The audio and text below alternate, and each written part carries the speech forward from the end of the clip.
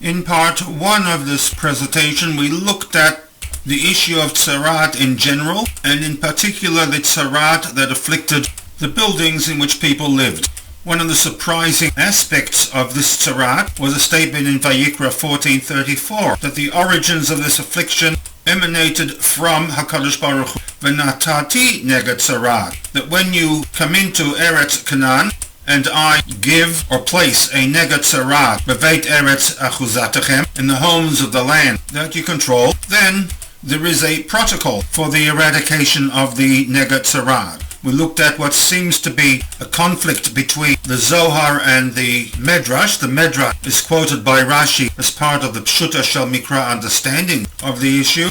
Both address the obvious question as to why would HaKadosh Baruch Hu bring this affliction upon the homes in which the Bnei Yisrael lived.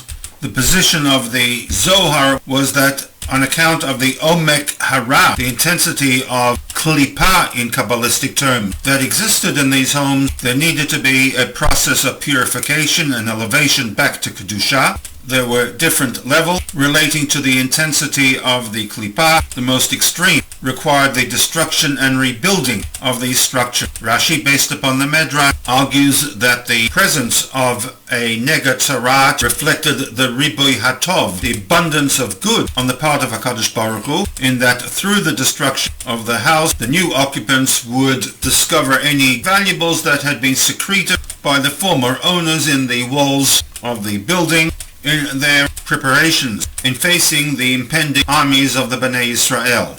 It was argued in part 1 that not every dwelling was afflicted by the neged tzarat and the subsequent destruction and rebuilding. This was limited to the shrines and the temple used for pagan worship and sacrifice. These buildings reflected the depths of depravity, the Omek Hara, and fortuitously, with the destruction of these buildings, there was the discovery of the valuables and treasures, the manifestation of the Riboy Hatov. Before moving on to the actual text of the SICHAH, I should like to digress and look at two terms that are used in connection to the neged tzarat, terms that in all probability are the most misunderstood, and they are the concepts of TOOMAH and Tahara, terms that reflect polar opposite conditions of sanctity.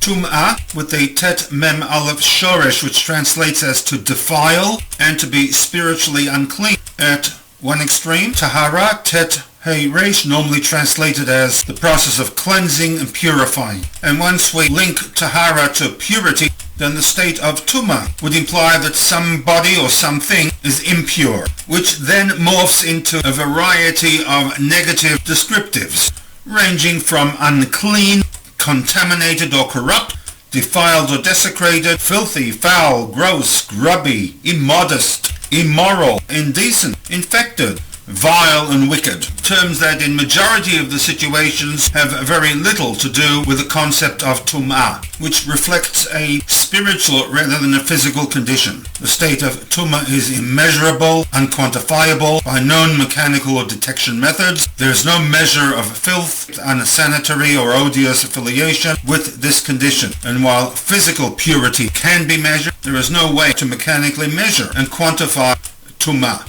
Shimshon Frolher suggests that the meaning or definition of TOOMAH is entombed, meaning that the person or item in that state is blocked and not in a state of receiving a Kedusha transmission. Tahor, by contrast, when we use the term pure, it is in the sense that the person or object is in a clear state and can or may potentially serve as a conduit for Kedusha. From the standpoint of Torah lore, there are 6 broad categories of TOOMAH, majority of which relate primarily to a person's involvement with the Mishkan or the Bet HaMikdash in the form of bringing karbanot, affecting more so the Kohanim, but also limiting the non-Kohen with respect to his or her participation in the Avodah process. We have Tumat Met, which comes about with direct contact of a dead body, not just the body itself, even parts of the body, the soil in which the body decomposed, such as in a cemetery. There is a Tumat Ohel, where one becomes Tameh without direct contact, merely being present in a building or a roofed structure. Nowadays this is problematic for Kohanim who wish to enter a hospital. A third category of TOOMAH results from contact with certain dead animals, most insects and all lizards. The most misunderstood is the state of TOOMAH caused by contact with certain bodily fluids, the concept of tumat zav and zava, and that of nida.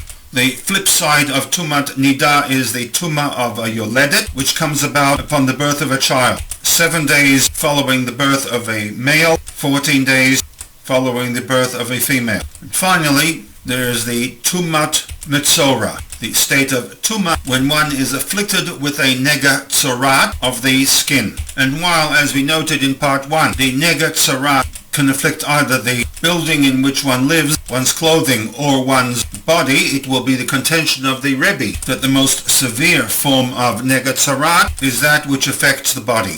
And herein lies the most intense degree of omek hara. 2 sources are brought by the Rebbe.